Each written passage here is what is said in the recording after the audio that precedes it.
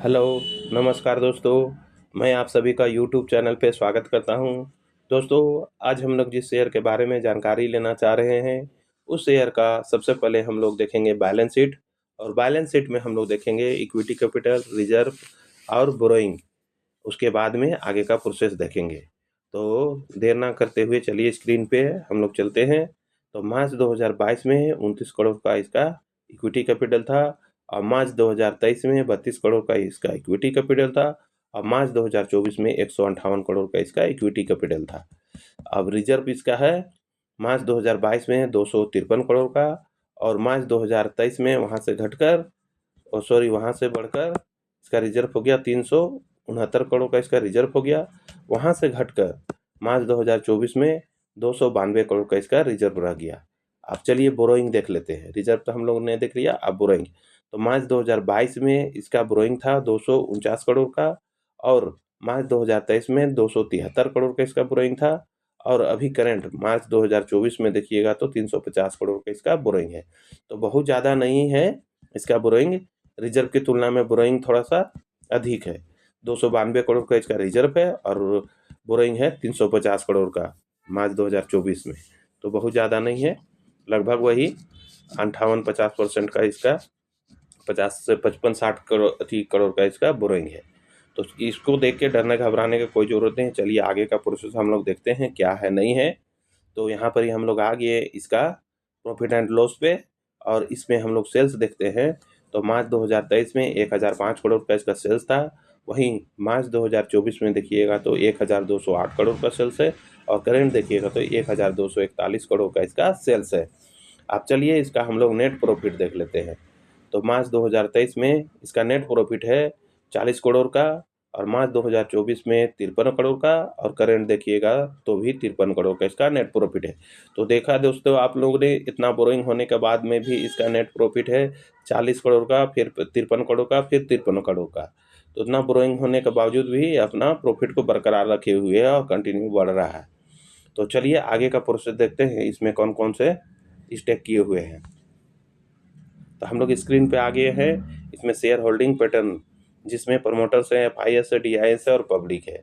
तो दिसंबर 2023 में प्रमोटर्स का होल्डिंग है 63.07%, और मार्च 2024 में भी 63.07%, लेकिन जून 2024 में वहाँ से घटकर 55.97% का इसका होल्डिंग रह गया। अब वहीं देखिए एफआईएस का होल्डिंग कैसा है। तो दिसंबर 2023 में 8.85% का होल्डिंग है, वहाँ से घटकर मार्च 2024 में 3% का होल्डिंग रह गया। लेकिन फिर वहाँ से देखिए जून 2024 में एफआईएस का होल्डिंग देखिए कितना है, 8.42%। अब आगे का प्रोसेस देखिए, यहाँ डीआईएस का होल्डिंग तो नहीं है। अब पब्लिक का होल्डिंग देखिए, दिसंबर 2023 में 28.07%, और मार्च 2024 में 33.92%, और जून 2024 में देखिएगा तो 35.60% का होल्डिंग है पब्लिक का।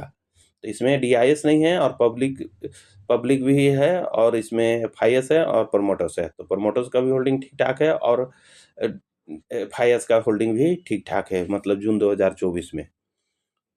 तो चलिए आगे का प्रोसेस देखते हैं इस शेयर के बारे में। तो हम लोग इतना कुछ देख लिए हैं, तो हम लोग स्क्रीन पे चलते हैं कि इस शेयर का क्या नाम है, कितना पे ट्रेड कर रहा है वगैरह सब जानने के लिए। तो दोस्तों हम लोग स्क्रीन पे आ गए हैं। जिस शेयर के अभी हम लोग सारा कुछ देखे, इक्विटी कैपिटल देखे, रिजर्व देखे, बोरोइंग देखे, सेल्स देखे, नेट प्रॉफिट देखिए, और शेयर होल्डिंग पैटर्न देखे, जिसमें एफआईएस है, प्रमोटर्स है, पब्लिक है, डीआईएस है, लेकिन उसमें उसका होल्डिंग अभी फिलहाल नहीं है।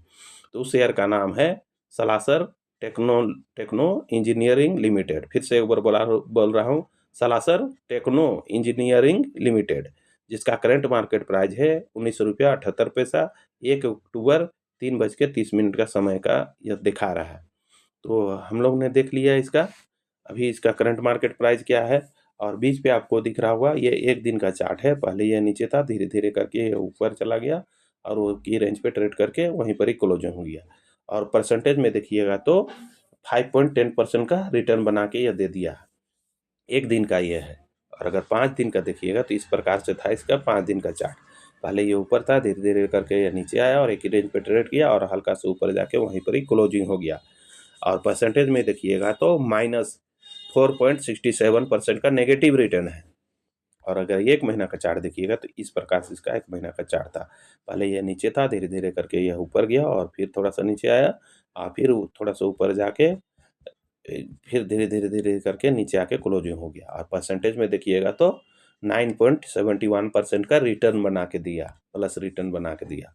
और अगर इसका 6 महीना का चार्ट देखिएगा तो 6 महीना का चार्ट इस प्रकार से था। पहले ये ऊपर था, धीरे-धीरे करके नीचे आया, फिर धीरे-धीरे करके ऊपर गया, फिर धीरे-धीरे करके नीचे आया और नीचे ही आता ही चला गया।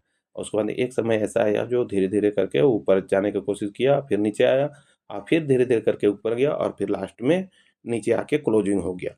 और परसेंटेज में देखिएगा तो -10.09% का नेगेटिव रिटर्न है। ठीक है दोस्तों, अब चलिए इसका मार्केट कैप हम लोग देख लेते हैं। इसका मार्केट कैप है 3.40,000 करोड़। फिर से एक बार बोल रहा हूँ, मार्केट कैप 3.40,000 करोड़ इसका मार्केट कैप है। और हाई देखिएगा तो 20 रुपया 19 पैसा और लो देखिएगा तो 18 रुपया 81 पैसा। तो सारा कुछ इस शेयर के बारे में हमने बता दिया है। अब चलिए हम और आप थोड़ा सा डिस्कस कर लेते हैं। तो ये जो कंपनी है सलासर टेक्नो इंजीनियरिंग लिमिटेड, जिसका करंट मार्केट प्राइस है 19 रुपया 78 पैसा, 1 अक्टूबर 3:30 का है। तो ये जो शेयर है अभी बहुत ज़्यादा भागा नहीं है और अभी इसका प्राइस है 19 रुपया 78 पैसा। तो उस हिसाब से यह बहुत ही अच्छा है। इसका दाम अभी भागा नहीं है, इसका प्राइस अभी भागा नहीं है, उस लिहाज से यह बहुत ही अच्छा प्राइस पे ट्रेड कर रहा है। क्योंकि देखिए सब कुछ अच्छा रहता तो आपको यह शेयर इस प्राइस पे नहीं मिलता। इस कुछ हल्का-फुल्का कुछ डिफ़िकल्ट ही है, इसीलिए आज यह शेयर 19 रुपया 78 पैसा पे ट्रेड कर रहा है। तो उसके लिए डरने घबराने की कोई ज़रूरत नहीं है। थोड़ा-मोड़ा देखिए दोस्तों, शेयर मार्केट है, रिस्क लेना ही पड़ेगा। अगर रिस्क नहीं लीजिएगा तो फिर रिवार्ड नहीं मिलेगा।